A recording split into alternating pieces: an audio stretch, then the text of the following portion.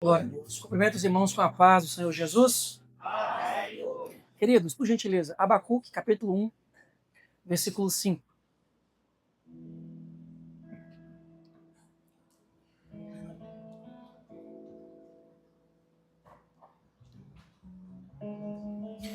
Eu farei a leitura aqui na minha versão, mas Abacuque, capítulo 1, apenas o versículo 5, diz assim a palavra do Senhor. Vede entre as nações, olhai, maravilhai-vos e desvanecei, porque realizo em vossos dias obra tal que vós não crereis quando for contada. Fecha os teus olhos, por gentileza, Pai. Rendemos graças a Ti neste momento, louvamos o Teu santíssimo nome. Tudo que realizou-se aqui, Pai, é para a honra e glória do Teu santíssimo nome. Uma vez mais, que o Senhor possa falar com a Tua igreja por intermédio da Tua palavra, que é perfeita, que a Tua palavra, que é infalível, Senhor.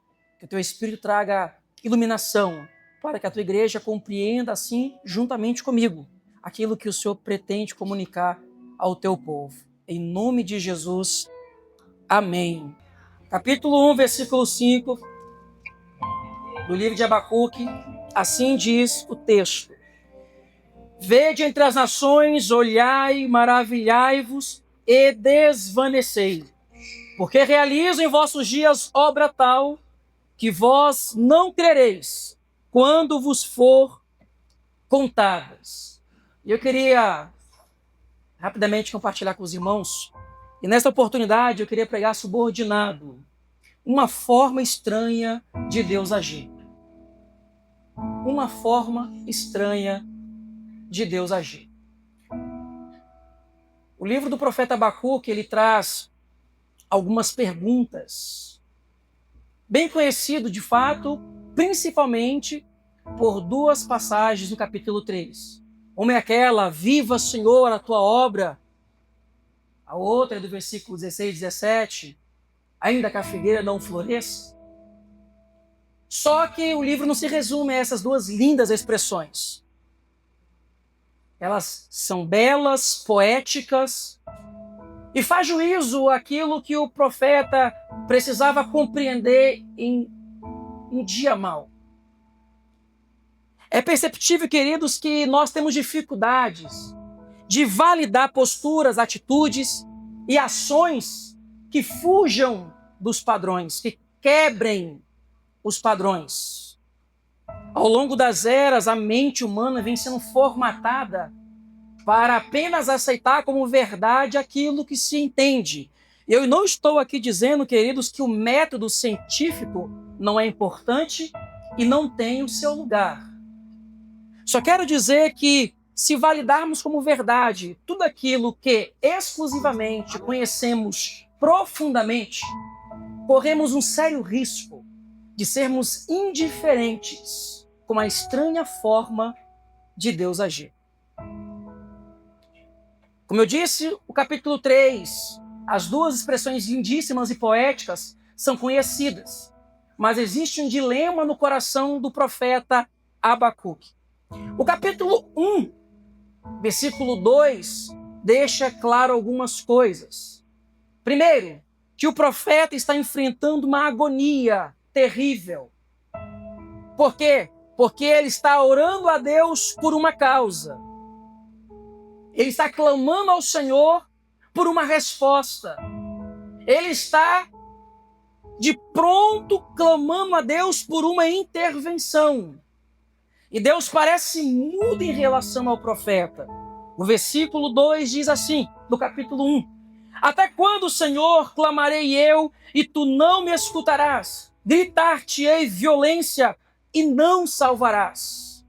O profeta está vivendo dias maus. Está vendo debaixo do seu nariz o seu povo se corromper, a injustiça crescer, coisas horrendas acontecendo, parecendo que Judá não havia tomado por lição aquilo que havia acontecido um pouco mais de 100 anos com a sua irmã. O reino do norte tinha sido levado cativo pela Assíria pouco mais de 100 anos. tão fresco na memória. E Judá pareceu-se esquecer. Entraram pelo caminho em que só se afastavam cada vez mais do Senhor. O profeta está agoniado exatamente por quê? Porque ele está fazendo o papel que todo profeta faz. Qual? Denunciar. Hoje, em nosso contexto, existe profeta para revelar CPF, identidade, RG ou qualquer outra coisa, mas um papel crucial profético tem se esquecido no meio do nosso povo. Qual? Denunciar corrupção, iniquidade ou qualquer coisa do gênero. A pastora Helena Raquel pregou recentemente nos Gideões, gerou um caos. Como se o que ela fez fosse um crime quase. Ela apenas denunciou. O profeta Abacuque está exatamente nessa condição, incomodado. Porque o silêncio dos céus impera sobre a terra e principalmente sobre os seus ouvidos. Até quando gritarei? Isso aqui traz a ideia para nós, queridos, que o profeta já vem clamando a Deus há um longo tempo. E Deus está em silêncio. Quando nós lemos os versículos 3 e 4, nós percebemos como estava o povo de Judá. A violência estava crescente. A corrupção estava alarmante. A injustiça era algo comum do dia a dia. A sensação que eu tenho do profeta Abacuque é a mesma percepção que nós, igreja, às vezes temos em nossa época. Para que eu estou aqui como profeta de Deus se o meu ministério profético não impacta relativamente ou de maneira objetiva a comunidade em que eu pertenço? Porque a verdade é essa, querido. Há uma preocupação inerente à igreja sobre a sua relevância existencial. É mais ou menos o seguinte: existe uma cobrança sobre nós do quanto temos impactado nossos irmãos, nossas famílias, a nossa sociedade. Parece que esse caos que tem circulado em torno da igreja dá a sensação de impotência da igreja. Parece que a igreja não está orando o suficiente para poder influenciar o entorno. Talvez essa era uma questão que perturbava o profeta Abacuque. Eu sou profeta de Deus e debaixo do meu nariz acontecem coisas terríveis e nada acontece diferente, se altera pelo simples fato de existir um profeta naquele lugar. Não sei você, mas isso já me incomodou. Por que cada vez mais portas de igreja se abrem em cada esquina, mas a violência não cai? A corrupção não diminui, a mortandade não melhora, os índices são cada vez piores, alguma coisa não dá certo. E o livro do profeta Abacuque me traz lições preciosíssimas. Deus não vai agir, querido, dentro dos quadrantes da minha capacidade de raciocínio. Você é muito limitado diante da grandeza e da majestade de Deus. Eu sou muito limitado diante da grandeza e da majestade de Deus. Quem somos nós para dizer: Deus, este é o caminho que o Senhor precisa passar. Aquele é o caminho que o Senhor precisa percorrer. O profeta está agoniado pelo silêncio de Deus. Por quê? Porque existe o avanço do mal e uma demora aparente de Deus agir. A impaciência já tomou conta do coração do profeta. Porque parece Deus não acompanhar a mesma velocidade com que a iniquidade percorre as praças, as ruas, os valados. Até no versículo 5 Deus se pronunciar. Nós lemos que o próprio Deus se manifesta respondendo à indagação do profeta, dizendo: vede entre as nações, olhai, maravilhai-vos e desvanecei, porque realizo em vossos dias, Abacuque, obra tal que vós não crereis quando for contada. Deus está dizendo ao profeta: você pode não estar percebendo, porque a sua visão é limitada. Você pode não estar compreendendo, porque a sua capacidade de raciocínio é limitada. Mas o Deus que não perde o controle da história continua agindo sobre o profeta, para além do profeta.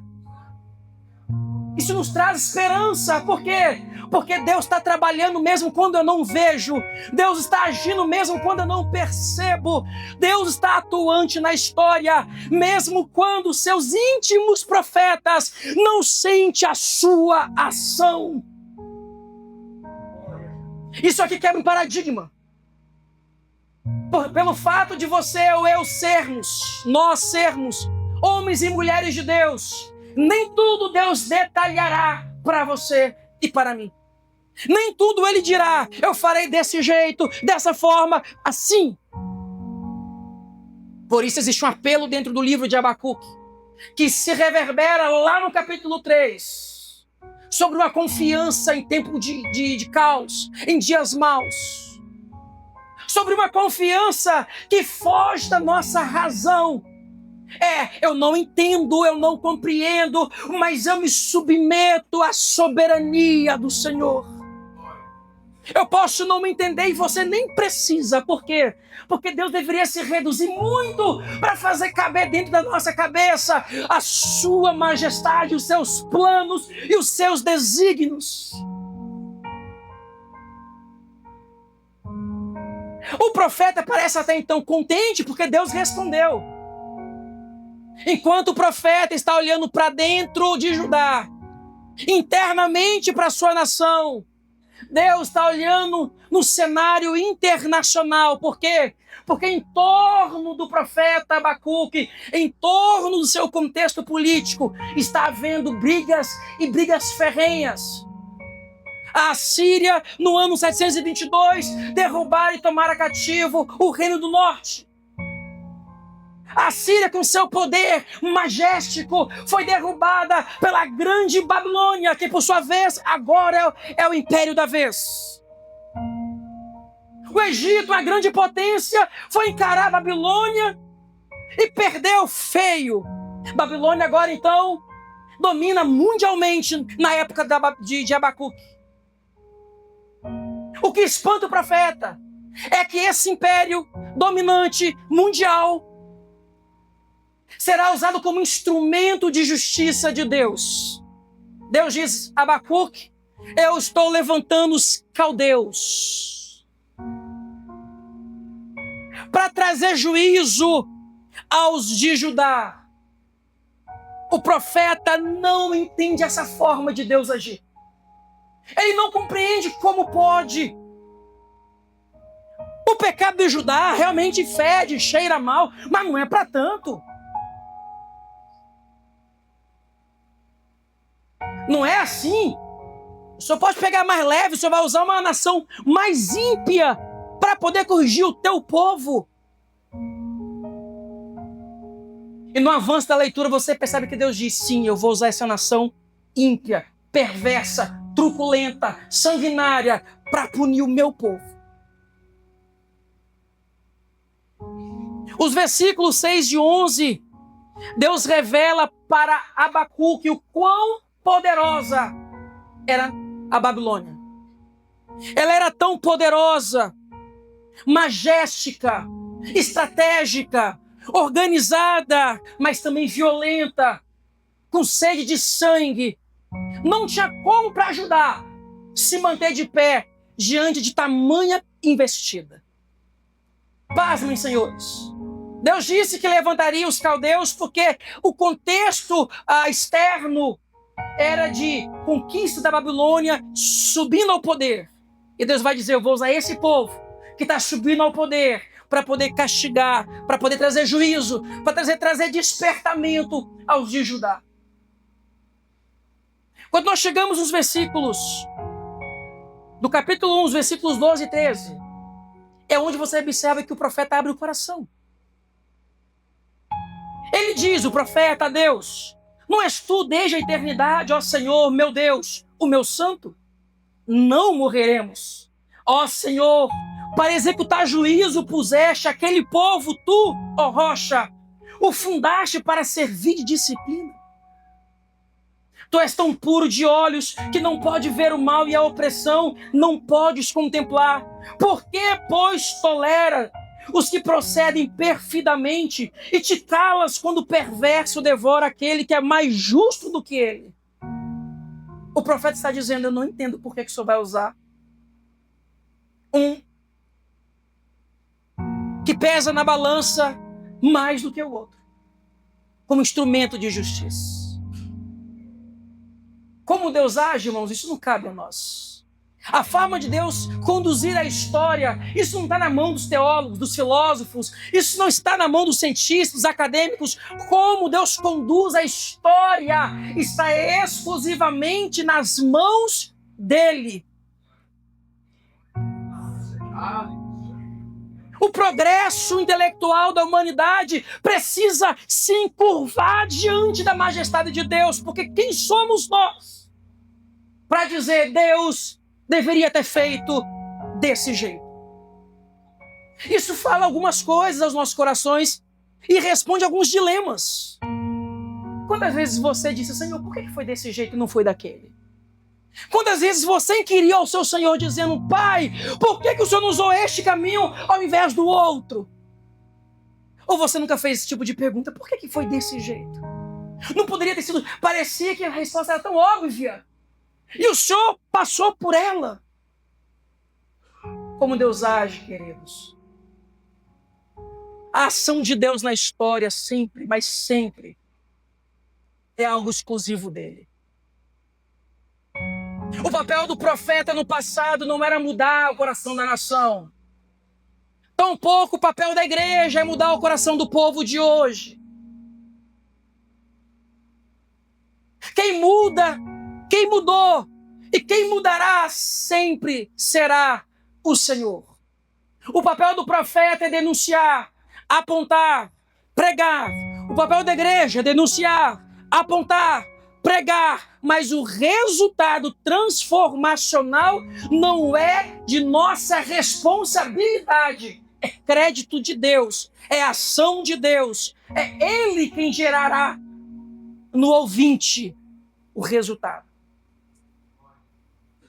O profeta está confuso por quê? Porque se ele estava angustiado pelo silêncio de Deus, agora ele está escandalizado com uma resposta de Deus. A gente tem que decidir, não é verdade? A gente tem que escolher. Ou você tolera o silêncio de Deus, ou você tolera a resposta de Deus. Os dois não dá. Ou você ora a Deus e Ele não responde, você fervorosamente continua suplicando a Ele sem nenhuma alteração. Ou você aguenta, independentemente da resposta que vir. Ou você entende que mesmo em silêncio Ele está trabalhando ao favor do seu povo, ou você tenha força para às vezes ouvir um não de Deus. Para às vezes ouvir Deus dizer, eu não vou livrar. Eu não vou manter de pé. Eu não vou curar. Nós precisamos escolher. Porque ser servo de Deus não é manipular o Senhor. Ser servo de Deus não é ter Deus como amuleto da sorte, como aparentemente nós presenciamos isso no primeiro livro de Samuel, capítulo 4, quando a Arca da Aliança foi requerida para guerrear contra os filisteus. Por quê? Porque, ora, fomos sem a arca, perdemos a batalha, 4.000 caíram por terra. Vamos levar a arca, vamos levar a presença de Deus, independentemente da condição do nosso coração. O importante é levar Deus. Judá estava achando que, independentemente da forma que se encontrava o seu coração, Deus estaria no meio deles, guardando e livrando. Deus não é um Deus de amuleto, Deus é um Deus de relacionamento. O que aconteceu? Levaram a arca. 30.000 homens da infantaria morreram naquele combate. Voltaram todo mundo frustrados, porque não é carregar, não é levar, Deus trazer, Deus levar. Não é sobre isso. É entender que um Deus de relacionamento precisa encontrar em você e em mim corações dispostos e quebrantados, para que sejamos maleáveis ao agir de Deus, mesmo que estranhas. Mesmo que não compreensivas.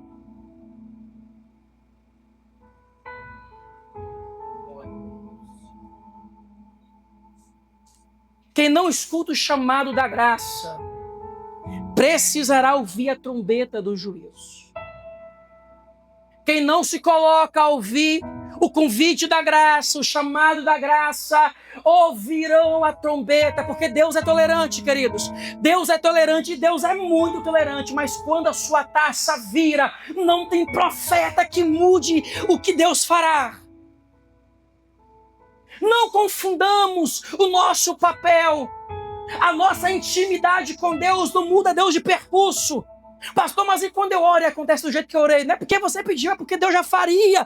Você só se manteve subordinado à soberania de Deus, pastor. Então não precisa orar, precisa, porque cada vez mais precisamos nos submeter à vontade dele, que é perfeita, queridos, que é agradável.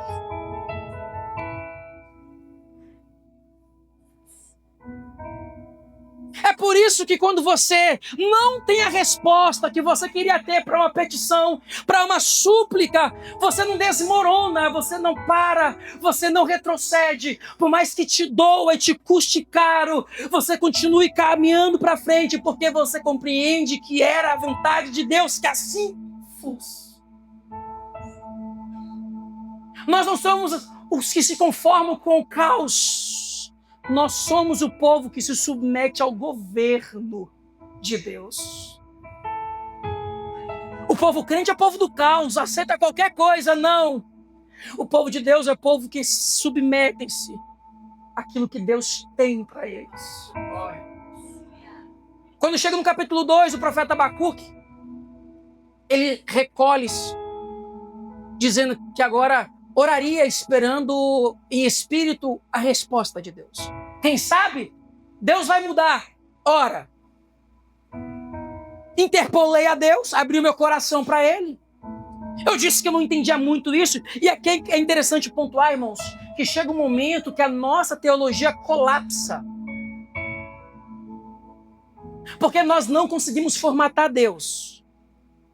E quando o profeta percebe que Deus vai usar como instrumento de justiça uma nação perversa, a teologia de Abacuque entra em colapso. Nossa, mas aí a galera que já quer criticar Deus, a galera que é ateu, o pessoal que quer se afastar da fé, que já quer só um motivo para virar as costas para o Senhor. É isso que o seu Deus tem para você? Vê o caos, porque a interpolação é essa, querido. Se Deus existe, ou se Ele é bom e soberano, por que tantos caos acontecem? Tantas maldades acontecem? E a gente tem muitas respostas, porque a gente não tem mesmo, queridos. Existem perguntas que nós não temos que se colocar a responder, porque em certos casos, entrar em defesa de Deus é piorar a situação.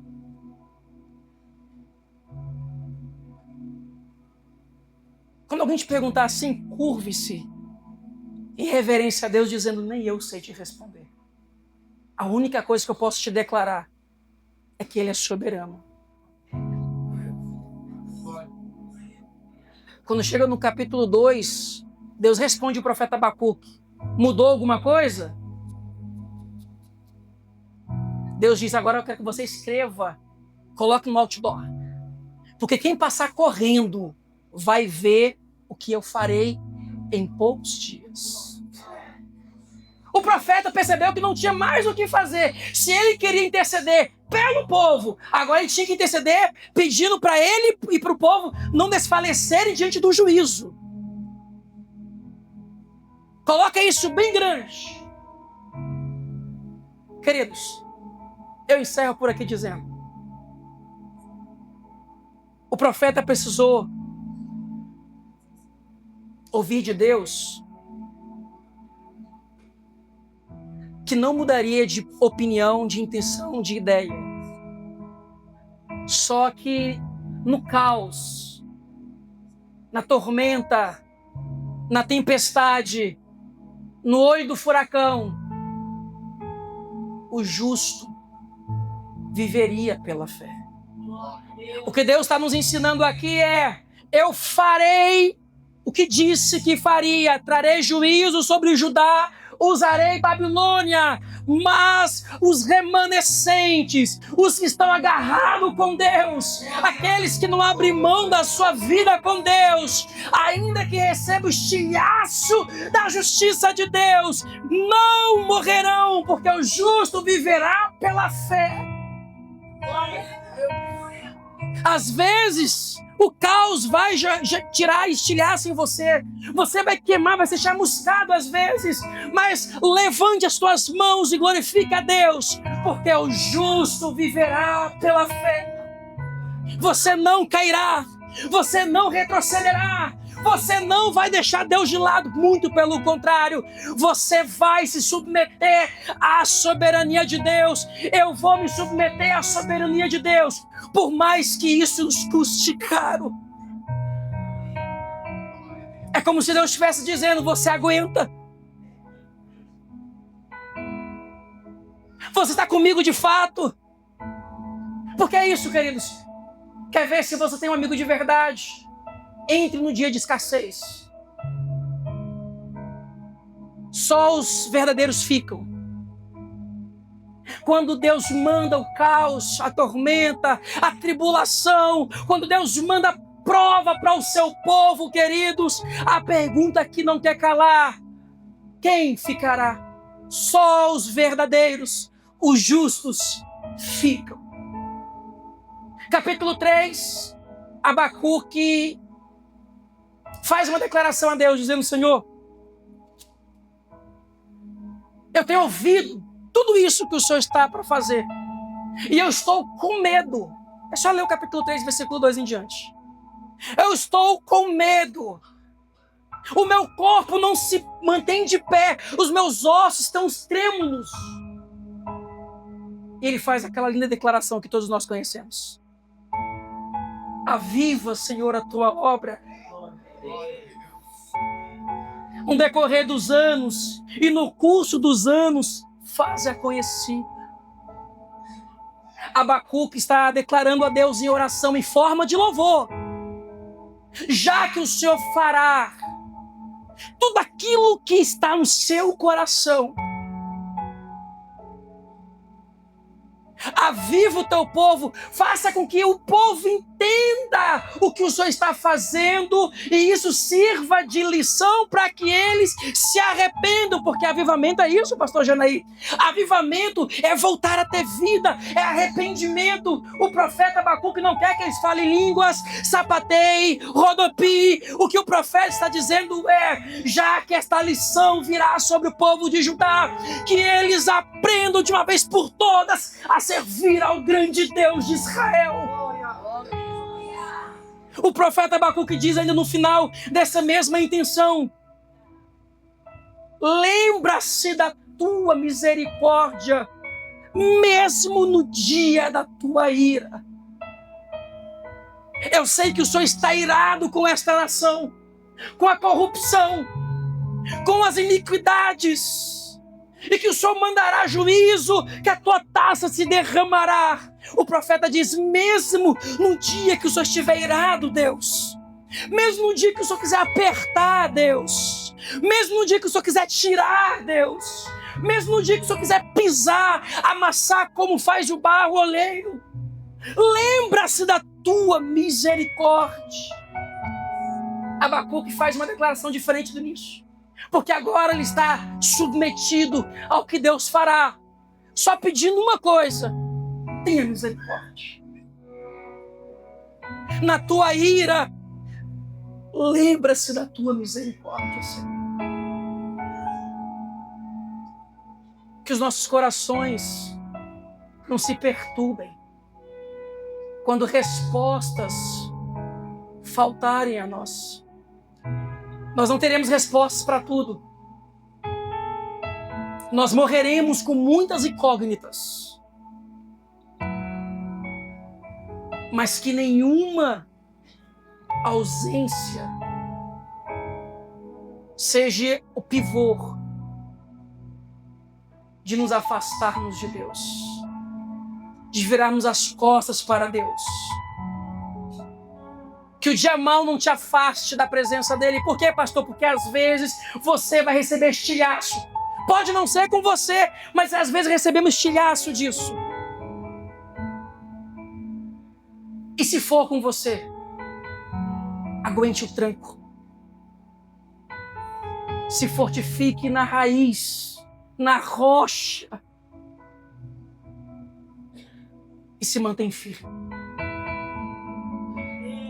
Que a nossa fé não oscile pelo tempo. Mesmo que Deus age de maneira estranha às vezes. Mesmo que Deus faça coisas que nós não compreendamos às vezes. Ele nos convida a confiar. Indistintamente nos convida a confiar. Porque o justo viverá pela fé. Pastor, eu não entendo. Vá sem entender. Pastor, eu não compreendo. Caminhe sem compreender. O tempo encarregará de trazer muita coisa para a superfície. E você entenderá. Mas enquanto tudo não está concebido em seu intelecto, que você caminhe. Nós não mudamos Deus, irmãos. Lendo o engano do homem, do profeta, do sacerdote, do levita, dizendo que acha que a gente muda Deus de curso. Deus é soberano por excelência. Cabe à igreja se encurvar e reverenciar a majestade santa. Que Deus abençoe os irmãos em Cristo Jesus.